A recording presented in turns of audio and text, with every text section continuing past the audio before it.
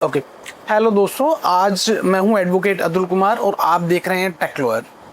आपकी special demand पे आज हम एक important practical legal topic discuss करने वाले हैं, contested divorce on the ground of cruelty. अब अगर हस्बैंड या वाइफ के बिहेवियर इतना क्रूल हो जाए कि दूसरे स्पाउस के लिए उसके साथ रहना प्रैक्टिकली इम्पॉसिबल हो जाता है, तो क्या डिवोर्स मिल सकता है? और क्रूअल्टी होती क्या है? क्या सिर्फ मारपीट क्रूअल्टी है या मेंटल टॉर्चर भी क्रूअल्टी है? False criminal cases, extra marital allegations, character assassination, sexual harassment with in marriage and financial abuse, और सबसे इंपॉर्टेंट क्रूअल्टी को प्रूव कैसे किया जाता है। और डिवोर्स को कंप्लीट कोर्ट प्रोसीजर क्या होता है। तो आज इस वीडियो में हम सभी क्वेश्चन का डिटेल में आंसर डिस्कस करेंगे। इस वीडियो का एंड तक जरूर देखिएगा, क्योंकि लास्ट में मैं आपको बताऊंगा कि जो कंटेस्टेड डिवोर्स की फाइल करते हैं वक्त सबसे बड़ी लीगल मिस्टेक क्या क्या होती हैं। ओके, और अगर इस लीगल अवेयरनेस वीडियो को देखना पसंद करते हैं तो चैनल को सब्सक्राइब कीजिएगा और आइकन बटन प्रेस करना मत भूलिएगा। ओके, चलिए शुरू करते हैं। तो सबसे पहले समझते हैं कि what is a contested divorce. Contested divorce होता क्या है? तो कंटेस्टेड डिवोर्स जब हस्बैंड और वाइफ दोनों डिवोर्स के लिए एग्री नहीं होते हैं, या एक स्पाउस डिवोर्स चाहता है और दूसरा स्पाउस है वो अपोज करता है, तब डिवोर्स म्यूचुअल कंसेंट से नहीं होता। तो इस सिचुएशन में कोर्ट एविडेंस रिकॉर्ड करते हुए डिसाइड करती है कि डिवोर्स ग्रांट किया जाए या नहीं। अब इसको हम कंटेस्टेड डिवोर्स कहते हैं। अब जो इसका लीगल प्रोविज़न है, हिंदू मैरिज एक्ट में section 13 sub clause 1IA of Hindu marriage act 1955 is providing, जो इस प्रोविज़न के अकॉर्डिंग ये प्रोविज़न यूज़ होता है। अगर एक स्पाउस दूसरे स्पाउस के साथ क्रूअल्टी करता है तो एग्रीव्ड स्पाउस डिवोर्स सीक कर सकता है।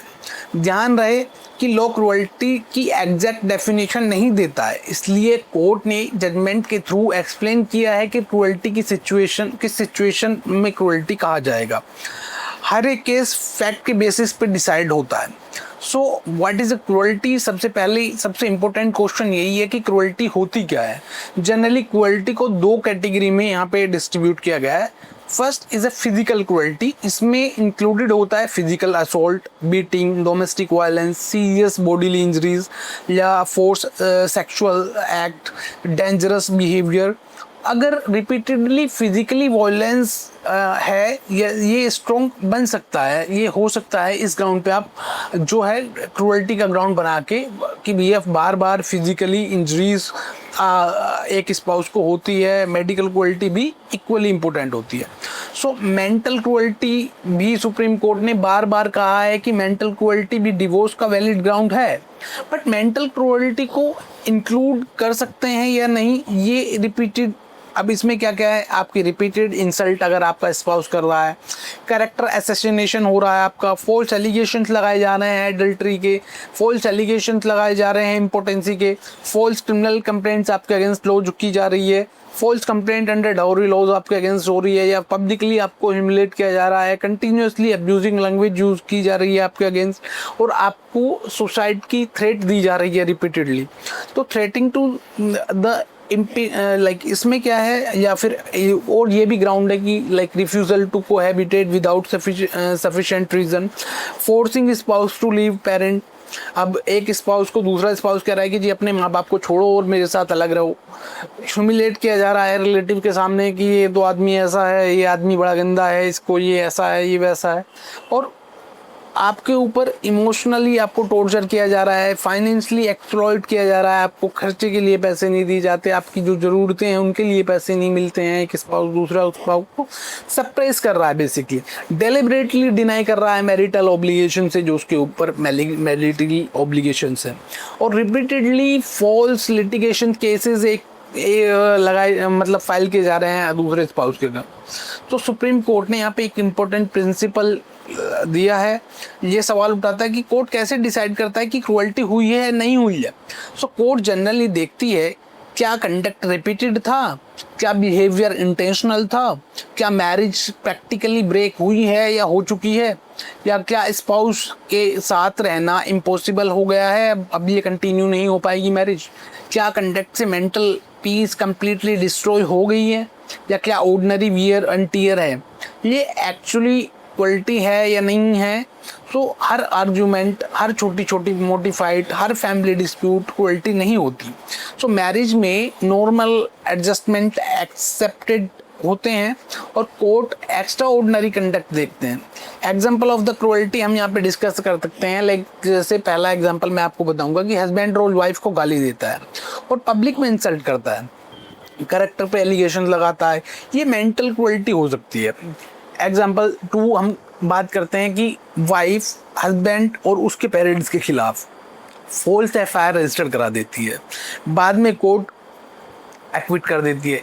इन सर्कमस्टेंसेस के अकॉर्डिंग क्वालिटी इस्टेब्लिश कर सकते हैं। या फिर एक और एग्जांपल हम आपको बताते हैं, एक स्पाउस दूसरे स्पाउस को ईयर्स तक बिना जस्टिफिकेशन के फिजिकल रिलेशनशिप से कंप्लीटली डिनाई कर देती है, रिफ्यूज कर देती है।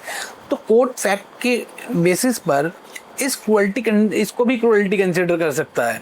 सो कॉन्स्टेंट थ्रेट, मैं तुझे जेल भेज दूंगी, मैं सुसाइड कर लूँगी, मैं तुम्हारी जॉब ख़राब कर दूंगी, मैं तुम्हारी ज़िंदगी ख़राब कर दूंगी, ये सब एक तरह से मेंटल जो क्रुएल्टी है उसके अंडर में आ सकते हैं। अब इसको क्या है कि अगर आप क्रुएल्टी के ग्राउंड पे केस डालते हैं तो सबसे पहले आपको एविडेंस की रिक्वायरमेंट पड़ती है।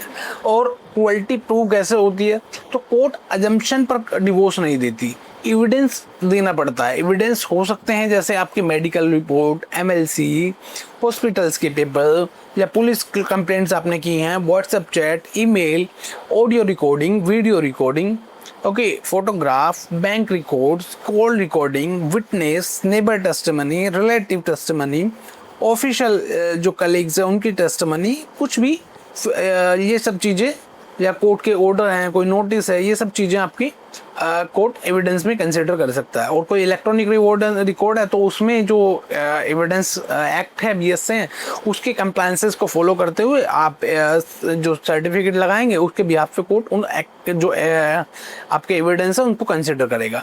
अब complete procedure of the contested divorce क्या है कि अब चलिए स्टेप बाय स्टेप समझते हैं।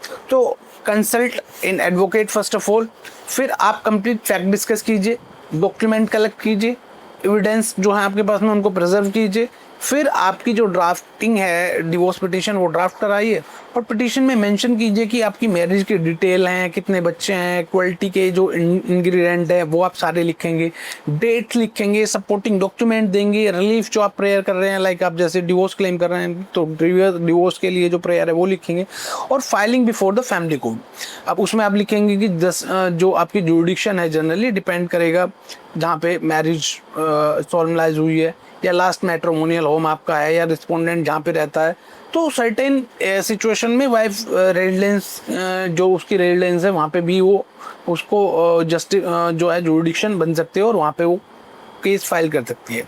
फिर कोर्ट स्क्रूटनी करेगा, कोर्ट डिफेक्ट चेक करेगा, फिर मैटर आपका नंबर अलॉट हो जाएगा और जो है नोटिस हो जाएगा रिस्पोंडेंट को।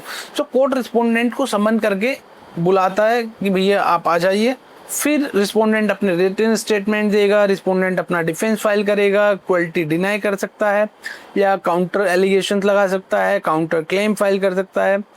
अब उसकी फिर आप रिप्लिकेशन फाइल कर सकते हैं, पिटिशनर रिटन स्टेटमेंट का रिप्लाई फाइल कर सकता है।